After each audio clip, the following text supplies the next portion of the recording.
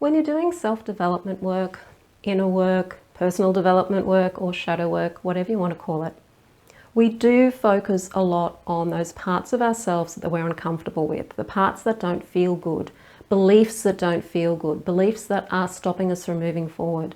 A lot of these beliefs are negative. They're not positive beliefs at all. And a huge criticism of this kind of work from people in the New Age scene who are very positive thinking oriented and have a misunderstanding of law of attraction will often criticize this kind of work because they just simply don't really understand how it works, how our brain works, and how energy works. So in this video, I wanted to talk about the light and the dark aspects of the principle of polarity, and also why, when we're doing inner development work, we are focusing on those uncomfortable parts.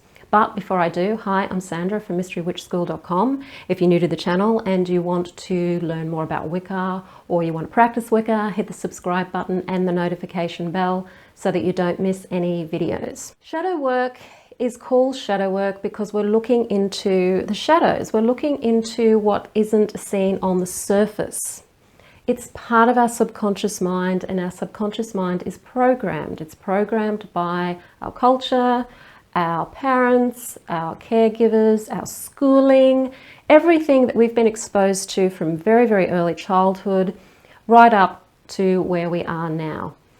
And so we develop these beliefs and perceptions and assumptions about ourselves and the world around us simply by experiencing what other people tell us as we're growing up about ourselves, and what we've learned, what the culture says is or isn't. And we have these beliefs, and they're in our subconscious mind, and often they're very, very difficult things to move. And you can't just move them from thinking positively a lot of the time, especially if they're very deep-rooted beliefs. When you do a positive affirmation, you will find that if you've got a very deep belief that's the opposite of what you're trying to say with your positive affirmation, then after you've said your affirmation, you will get what's called a tail ender going on in your subconscious mind, which will be a criticism of the affirmation that you've just said. And that's basically your subconscious mind going, well, conscious mind, you can say whatever you like, but I'm not buying it. Because positive affirmations, unless you're saying them in a trance state, unless you're saying them in a way that the subconscious mind will actually sit up and take notice, which means you need to be in a trance state. That's why hypnotherapy works. You can say positive affirmations forever, and you're not going to communicate to your subconscious mind, because positive affirmations, just saying them off the top of your head, like every day and every way I'm getting better, better and better, then that's the conscious mind just rattling off something, and the subconscious mind is just underneath the surface going, well, I don't listen to you, conscious mind, unless you talk to me in a particular way. So when we're doing shadow work, or I prefer to actually call it inner work or personal development work, because this is really what it is. It's about working on our inner selves. We want to know what the subconscious mind really is thinking so that we can speak to the subconscious mind on its terms to reprogram it and to change it, which means we need to be able to see what it's saying first. Louise Hay, who is the absolute goddess of positive thinking, is really one of the key people where positive thinking really, really came into its own, even said this herself when she was first introduced to emotional freedom technique, or tapping as it's commonly known, which focuses incidentally on the negative more so than the positive. She said, you know, you've got to see the dirt on a dish before you can clean the dish. And what we're doing when we're doing self-development work or inner work is we're cleaning the dish. We want that dish to be sparkly clean so that it can help us connect more with who we really are, as opposed to who we think we should be or who we've been told we are. We've got to see the dirt before we can actually see the dish. And you can't clean the dirt away without being able to see it first. So focusing on the negative, you've got to see it there. Otherwise you can't really clean it. There could be stains on there that you can't see. Then you're not going to be able to clean them off, because some of these stains on the dish really stick. Some of them, yes, maybe a couple of 30 days of saying a positive affirmation may really help move you forward on the surface beliefs, but those really deep-seated ones, those really ones that cause a lot of feelings of shame and guilt about who you are, take a lot more than a positive thought to help move you forward. Now, the fear, of course, within the New Age community is that if you, for 1 second, even think a negative thought, then you're going to bring that into your reality. And that's simply because a lot of the law of attraction folk don't understand magic. Okay, law of attraction is something that has been brought into the New Age communities. It's been watered down a lot so that it's palatable to the sentiment of people who do come from very conservative spiritual outlooks. And they don't really understand how magic works. Yes, if you're constantly thinking in the negative, then yes, you are more likely to draw negativity to you because you're vibrating at sort of a frequency. But if you're working on yourself to change yourself so that you can move through these limiting beliefs, so to bring you up and out of them into who you really are, then the sheer intent of working with your beliefs actually is very, very positive. And when you do work on these beliefs about yourself and you're clearing them up, you're not attracting negative stuff to you. You are actually changing the beliefs as you're working on them. If you've used techniques such as hypnotherapy or EFT or theta healing or some of those really great modalities that really do change your beliefs pretty much as soon as you start working with them, then you're not spending a whole lot of time focusing on a negative belief anyway. And because you're clearing that belief as it comes up, it's not going to have any time or energy to be able to attract anything negative to you. Now, a lot of us have done magic, a lot of magic in the past, and we know that sometimes you can do magic really easily and it doesn't take any effort at all, and other times you've really got to put some work in. Because the universe isn't always dishing back to you every single thought that you think in every single millisecond. There's more to it than that. Understand that it's not all about being positive, positive, positive, positive all the time. Because when you're being positive all the time and you're not taking any notice whatsoever of your negative thoughts or beliefs, you're just oppressing them and suppressing them in the subconscious mind. They're not going anywhere.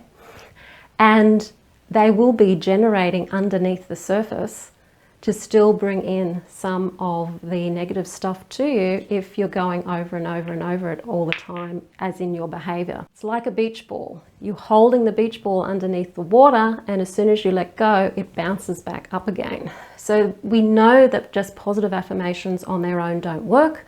We know that the positive affirmations that you may say every day are just your conscious mind saying them. Your conscious mind and subconscious mind do not communicate with each other, so you can't bully your subconscious mind into believing something because your conscious mind is saying it over and over and over again.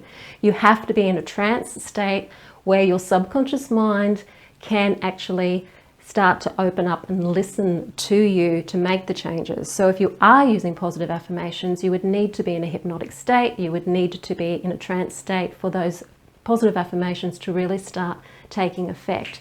And if they're really deep beliefs about yourself, like I'm not allowed to practice magic, for example, which is a belief a lot of us have come from, and where we come from a culture where magic is seen as being bad and evil and wrong, and so a lot of us have a subconscious belief that magic isn't safe, that it's not safe for us to practice magic, that we're not allowed to practice magic.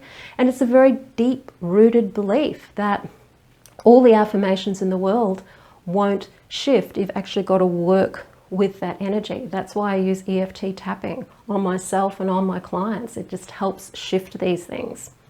So think of this in also an esoteric sense of the principle of polarity, which is one of the 7 Hermetic principles, where you have light and dark being part of that polarity. So anything that is similar in essence but different by degrees, such as light and dark. We need the dark and we need the light. The dark's not going anywhere, neither is the light, and we need to understand of how to work with them together. The dark has its purpose. Okay, the beliefs, the limiting beliefs we have about ourselves actually are there to keep us safe, particularly in childhood. And whilst they worked in childhood, they may not work so well for us as adults because they often will get in the way. But we still need to have some restrictive beliefs there to keep us safe. We need to have those some of those fear beliefs, which is what we would say, I suppose, the darker side, or we've got obsidian here as a representative of that, because it keeps us safe. We need to believe that it's not safe to walk out in front of a bus. We need to know that, there's certain situations that you may be in socially where it's not safe to say something or to do something. And this is where these limiting beliefs are actually important and necessary. But the work that we're doing on ourselves is to really be able to step back and discern when that is and when that isn't. We've got the light side, which I've got here as a clear quartz crystal, where you've got all of the light reflected and it's all very, very positive and very, very clear. And that's where a lot of us want to be. We want to be here. But we live in a world, a universe that has polarity, and it needs polarity in order to have life being sustained. Our life is sustained through polarity. We have to understand that we have to learn to work with the dark and the light. And when we learn what they are and what both are, then that gives us more balance. If we're constantly only looking at the light all of the time, then we're not grounded and we're not balanced with this aspect of ourselves. It is about these two working together. And as magical folk, we understand that we need both aspects of the polarity in order to function, and that is actually how the universe functions. So that's my rant about why we focus on the negative. It is actually to help see the dirt on the dish, cleaning the dirt away so that we have what's really underneath the surface. So that was a really beautiful analogy by Louise Hay there. If you like my videos and you'd like to support the channel, even in just a really, really small way, I do have a PayPal me link in the description field below this video. I know a lot of you aren't interested in necessarily learning Wicca formally or anything like that, but to keep the channel going and this going, it does help to have financial backing, because this is basically all I do now. So if you are interested in doing that, and you can, then that's where the link is. Otherwise, enjoy this channel. I'm really glad that you have subscribed and that you're watching, and I hope to be able to continue to bring these videos to you. If you like the video, hit the like button, share it with your friends. Don't forget to subscribe. I'm Sandra from mysterywitchschool.com. Blessed be.